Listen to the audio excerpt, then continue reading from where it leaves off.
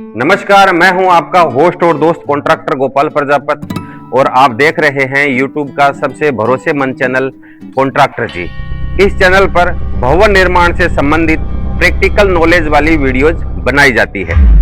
आज हम बात करेंगे कि घरों के अंदर जब हम कलर का काम करते हैं, पुट्टी का काम करते हैं, प्राइमर का काम करते हैं और उसके अंदर जब सीलन आती है और कलर की पपड़ी बनकर जब छूट जाती है तब हमको बहुत बुरा लगता है। तब हमको ऐसा लगता है कि कहीं न कहीं हमारे साथ में ठगी हुई है या हमको किसी ने चीट किया है। आज मैं आपको ऐसी ही जानकारी देने वाला हूं जो आपको शायद ही किसी चैनल पर देखने को मिलेगी। तो अक्सर हम देखते हैं कि जिनका घर ग्राउंड फ्लोर पर बना हुआ होता है उन घरों में सीलन की समस्या ज्यादा होती है, खासकर जब ये जो प्लिंथ लेवल है, इस प्लिंथ लेवल से 4-4 फुट तक क्षार या फिर सीलन रहती है और वो जो सीलन है, वो पानी है, वो जो भेज है, वो जमीन के ग्राउंड लेवल से आता है और हमारी दीवारों को खराब करता है। जब हम इसके इलाज की बात करते हैं तो इसका इलाज हमारे पास में होता नहीं है और कभी कभी हमको प्लास्टर दोबारा निकलवा कर दोबारा प्लास्टर करते हैं या फिर हमको उतनी दूर में टाइल्स लगानी पड़ती है, लेकिन टाइल्स हर जगह अच्छी नहीं लगती। तो आज हम लेकर आए हैं बर्जर कंपनी का होम सील्ड डैम्प स्टॉप एडवांस प्रोडक्ट, जो सीलन को तो रोकता ही रोकता है, पानी के साथ में आने वाले क्षार को भी कम करता है।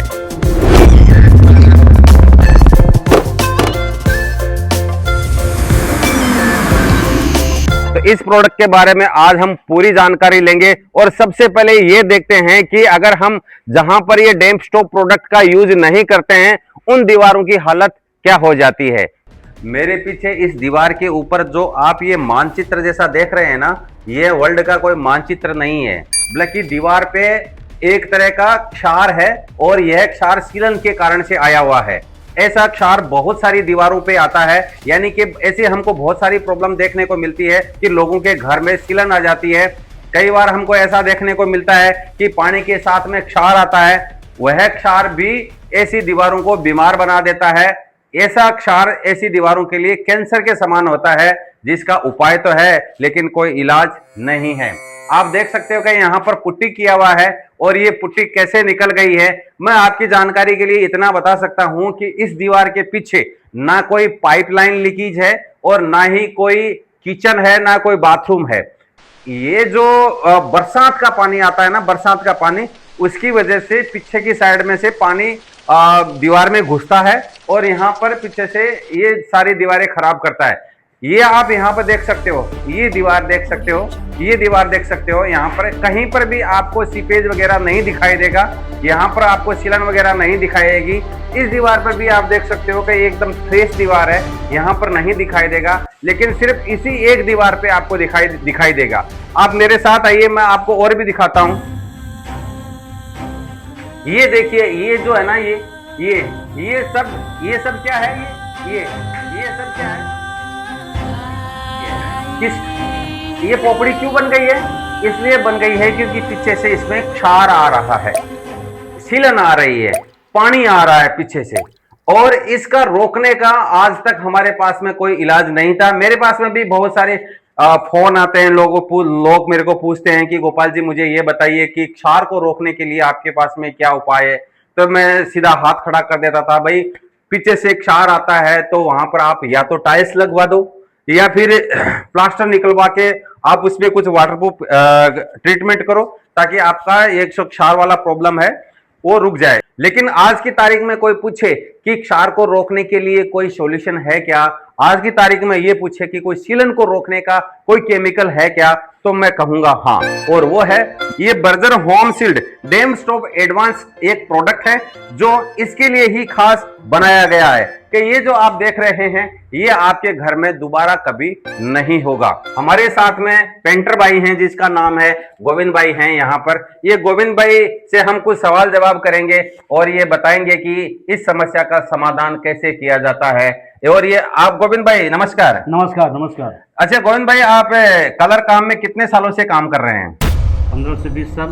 15 से 20 साल से काम कर रहे हैं। तो आपको कभी ऐसी समस्या का सामना करना पड़ा है या फिर कोई कस्टमर की आपके पास में कंप्लेंट आई है कि क्षार दीवार में से आता है और पेंट लगाने के बाद भी उसका पोपड़ी छूट जाता है, ऐसा कभी हुआ है?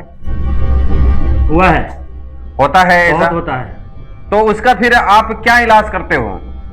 उसका इलाज यही है, ये जो आपने होम शील्ड और डोम स्टॉप एडवांस जो लिए, हाँ इसको हम दीवार को सरफेस सफाई करने के बाद हाँ उसको लगाते हैं, 1 2 3 3 हाथ लगाने के बाद पुट्टी, प्राइमर, फिर कलर मार देते हैं और रुक जाता है। अच्छा, मैं ठीक है आपकी बात समझ गया। तो ये प्रोडक्ट को मान लो कि हम छोड़ देते हैं, ये प्रोडक्ट अगर मार्केट में नहीं है, फिर आपके पास में क्या विकल्प है, क्या ऑप्शन है, क्या इलाज है आपके पास में एक क्षार को रोकने का?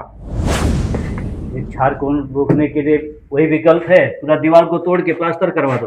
पूरा दीवार को तोड़ के प्लास्टर करवा दो? हाँ, जितनी एरिया में खार है। ये तो कोई इलाज नहीं हुआ, फिर इलाज नहीं है तो इसका कोई इलाज है नहीं फिर? है नहीं। अच्छा गोविंद भाई, इसको जब हम लगाते हैं दीवार पर तो 1 लीटर का कितना रुपया लगता होगा, और इसका और पैकिंग साइज कितना आता है? इसका 1 लीटर कम से कम 500 से लेके 600 तक, और 4 लीटर का अगर लेने हम जाएंगे तो 1500 से लेके 2200 तक। 10 लीटर का लेने जाएंगे तो कम से कम 3500 से 42 तक। ठीक है, समझ गया। अच्छा, 1 लीटर में ये दीवार पर कितना काम कर देता है? जैसे मान लो कि मैं 1 लीटर में 1 कोट मारूं, तो ये कितना स्क्वायर फुट का एरिया कवर कर देगा? 1 लीटर में कम से कम 50 से 55 स्क्वायर फीट ये कवर करेगा। अगर आपको डबल कोटिंग करनी है तो फिर इसका आधा कर लेना है। अगर आपको ट्रिपल कोटिंग करनी है तो फिर इसको तिहाई कर लेना है। अच्छा, इसको जो लगाने का जो तरीका है, कई लोग बोलते हैं कि ब्रश से इसको पहले आड़ा लगाओ, खड़ा लगाओ, आड़ा लगाओ, ये क्या है? ऐसा तो कुछ है नहीं। अपने को 3 हाथ लगाना है, आड़ा बेड़ा लगाएं तो और बेटर है। क्योंकि वो जहाँ भी कुछ कमी होगी तो वो को बाकी रहेगा, वो कवर कर देगा। ठीक है।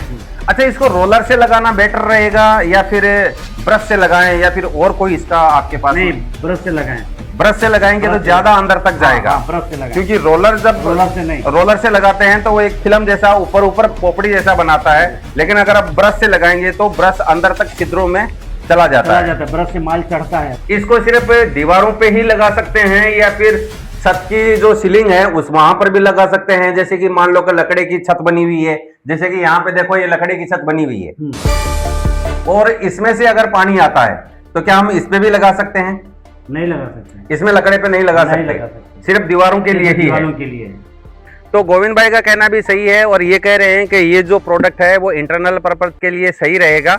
जो इंटीरियर की जो वॉल्स हैं उन पर ये लगाएंगे तो बेहतर रहेगा। बाहर की साइड में भी लगा सकते हैं कुछ केसेज में, लेकिन वो केसेज कुछ ऐसे होने चाहिए कि बाहर से अगर बहुत ज़्यादा डैम्प आ रहा है, सीलन आ रही है, तो वहाँ पर भी आप इसको लगा तो सकते हैं, लेकिन ये खासकर ये इंटीरियर पर्पज के लिए ही बनाया गया है। दूसरा, कंपनी का ये भी कहना है गोविंद भाई कि इस प्रोडक्ट को कभी भी वहां पे जो नलिया लगाया हुआ है टाइल्स का, उस टाइल्स के नलिए पे नहीं लगा सकते, छत पे नहीं लगा सकते, या फिर फ्लोर पे इस प्रोडक्ट को नहीं लगाना चाहिए। जो ढलान वाली रूफ होती है वहां पर भी बिल्कुल नहीं लगाना चाहिए। जो नलिया होता है, कभी कभी टाइल्स का नलिया लगाते हैं, वहां पर भी नहीं लगाना चाहिए। कई लोग ऐसा भी सोच लेते हैं कि अगर हम बाथरूम की जो फ्लोर है और वहां से लीकेज हो रहा है, अगर हम वहां पर इसको लगाते हैं तो क्या ये सीलन रोक देगा? तो वहां पर ये काम नहीं करेगा। इस प्रोडक्ट को लगाने के बाद 3 साल के भीतर अगर आपकी दीवार में सीलन वापस आती है तो कंपनी इसकी वारंटी आपको देती है। लेकिन अगर पानी का जो सोर्स है वो कहीं और है, यानी कि अगर पानी किसी पाइप से लीकेज होकर दीवार में आ रहा है, तो फिर कंपनी इसकी गारंटी नहीं देगी। कंपनी का यह भी कहना है कि अगर एप्लीकेशन इसका ढंग से नहीं हुआ, ठीक से नहीं हुआ, तो भी वारंटी नहीं दी जाएगी। बेहतर है कि इस केमिकल को लगाने के लिए कंपनी के प्रोफेशनल ही आपको बुलाने चाहिए। अब हम यहां पर आपको एक सैंपल बना के दिखाएंगे। यहां पर ये डैम्प स्टूप है वो पूरे घर के अंदर करना है, लेकिन मैं आपको सिर्फ यहां पर एक सैंपल बना रहा हूं। ये सैंपल भी एक गंदी दीवार पे बना रहा हूं। तो सबसे पहले हम इसको साफ करेंगे। यहाँ पे ये जो पुराना है ये हम निकालेंगे, ये निकाल देंगे सबसे पहले। पुराना जितना भी है,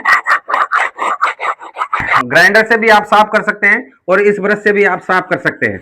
अब आप देख सकते हैं कि ये एकदम साफ हो गया है। ये देखो, अब देखो, ये इसको हम तब तक घिसना है जब तक सीमेंट वाला पार्ट ना आ जाए। ये देखो, ये मैंने यहाँ पर अब साफ कर दिया है। अब हमको यहाँ पर थोड़ा सा इसको पानी से वॉश कर लेना है। मैं आपको सिर्फ यहाँ पर एक छोटा सा सैंपल बना के दिखा रहा हूं, आप इसी तरीके से पूरी दीवार पर अप्लाई कर सकते हैं। यहाँ पर ये मेरे पास में डैम्प स्टॉप है, इसको हम खोलते हैं और ये 4 लीटर वाला पैकिंग है जिसकी कीमत 1800 रुपये से 2200 रुपये के बीच में हो सकती है। अच्छा गोविंद भाई, इसकी शेल्फ लाइफ कितनी होती होगी? इसकी स्लिप लाइन 16 महीने से 18 महीने तक। 18 महीने तक। हाँ। अब देखो, हमने डब्बा खोल लिया है, इसके अंदर से हमको डैम्प स्टॉप निकल रहा है। हाँ। अब हम ये यहाँ पर लगाने से पहले मैं आपसे ये जानना चाहता हूँ कि इसमें पानी मिला सकते हैं या नहीं मिला सकते? पानी नहीं मिला सकते, ये रेडी यानी तैयार प्रोडक्ट आता है, रेडी टू यूज प्रोडक्ट है। हाँ। इस प्रोडक्ट में पानी मिलाने की कोई आवश्यकता नहीं है। अगर बहुत कम छिद्र हैं, हाँ, तो उसको थोड़ा पतला करने के लिए हम पानी मिला सकते हैं, वो भी पहले कोट में। पहले कोट में, दूसरे और तीसरे में नहीं। तीसरे में नहीं। समझ गया।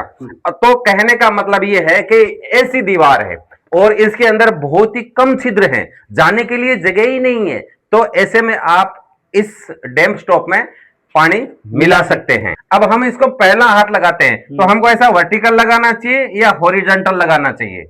वर्टिकल लगाना चाहिए। वर्टिकल लगाना है। हाँ। हमको ऐसे। हाँ, ठीक है। हाँ। एक हाथ पूरा वर्टिकल लगा देना है।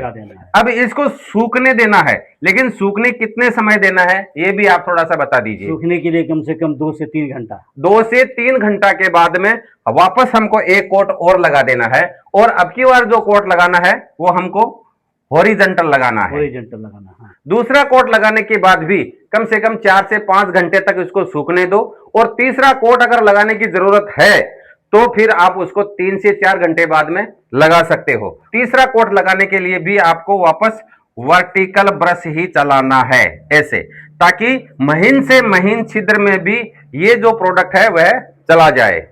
ये जो डैम्प स्टॉप प्रोडक्ट है ना, वो सीमेंट के महीन छिद्रों में जाकर, ये जो प्लास्टर किया हुआ है, यहाँ पर नया प्लास्टर किया हुआ है, इस प्लास्टर में सीमेंट है और सैंड है। यहाँ पर इसके अंदर बहुत ही महीन महीन छिद्र होते हैं। अगर हम इसके ऊपर पानी डालते हैं तो वह पानी यहीं रुक जाता है। मतलब कहने का मेरा यह है कि इसके अंदर महीन छिद्र होने की वजह से वो पानी यहाँ पर रुक जाता है। और अगर हम डैम्प स्टॉप का यहाँ पर उपयोग करते हैं तो इसके अंदर बहुत ही छोटे छोटे नैनो पार्टिकल्स होते हैं जो इन छिद्रों के अंदर चले जाते हैं, और उसके ऊपर हम फिर ब्रश से इसको लगाते हैं तो इसके ऊपर एक वो फिल्म बना लेते हैं, और वो फिल्म फिर अंदर से जो भेज आता है, जो सीपेज आता है, सीलन वगैरह आता है, वो उसको रोक देता है। अब हमको पहले ये समझना है कि मकान के अंदर क्षार आता ही क्यों है, और कौन कौन से ऐसे कारण हैं जिसके अंदर क्षार आने की संभावना रहती है। तो सबसे बड़ा कारण है कि ग्राउंड लेवल, जो ग्राउंड लेवल में आपके जो पानी है वो अगर खारा है तो वह पानी ईंटों के जरिए आपके मकान की दीवारों तक पहुंचता है और वहां से खार आने की संभावना बनी रहती है। दूसरा कारण इसका यह भी हो सकता है कि आपने जब ये सीमेंट का मसाला बनाया था, ये मसाला प्लास्टर करने के लिए मसाला बनाया था, वो पानी भी खारा हो सकता है, और उस पानी के खारेपन की वजह से भी नमक आ सकता है। तीसरा कारण यह हो सकता है कि इसके नीचे जो ईंटें लगी हुई है, मकान के जो ईंटें लगी हुई होती है, उन ईंटों को बनाते समय भी खारा पानी यूज किया हो सकता है और उनमें भी वह क्षार आ सकता है। और जो पांचवा कारण है कि जैसे हम यहाँ पर अभी फ्लोरिंग करने वाले हैं और फ्लोरिंग के अंदर ऐसी जो सैंड है, रेती है, वो डालने वाले हैं, और अगर इस रेती के अंदर क्षार होगा यानी खारे पानी की रेती होगी तो यहां पर इसमें पानी डालेंगे और पानी डालने की वजह से खार है, वो नमक है, वो एक्टिव हो जाएगा और एक्टिव होके इस दीवारों के ऊपर चढ़ेगा और वह दीवारों के ऊपर चढ़ेगा और कलर करने के बाद में वह खार बाहर आ जाता है। तो खार आने के, नमक आने के, क्षार आने के ये कुछ मेन कारण हैं। आज के लिए बस इतना ही। आप अपना बहुत ख्याल रखिएगा। नमस्कार।